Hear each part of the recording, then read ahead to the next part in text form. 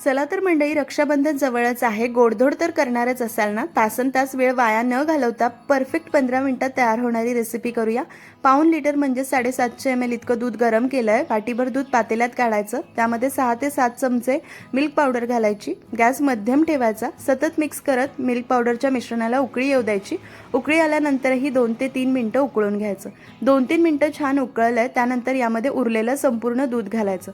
तुम्ही संपूर्ण 1 लिटर दूध वापरणार असाल तर 8 ते 9 चमचे मिल्क पावडर घालू शकतात. छान ढवळून घ्यायचं. केशर काड्या घालायच्या, सुक्या मेव्याचे काप आणि पाव चमचा वेलची पूड घालून 10-12 मिनिटं मंद आचेवर उकळून घ्यायचं. पण इन्स्टंट बासुंदी करतोय. तासनतास उकळून बासुंदी केल्यावर जी चव मिळते तीच या इन्स्टंट बासुंदीमध्ये तुम्हाला चव मिळते. कमी वेळात परफेक्ट रेसिपी तयार होते. एक 10-12 मिनिटं मंद आचेवर उकळून झालं की साखर घालायची. पाव कपला चमचाभर कमी इतकी साखर घातली आहे. एक 3-4 मिनिटं उकळून घ्यायचं. परफेक्ट दाटसर सुमधुर बासुंदी तयार आहे. नक्की करा. आवडली तर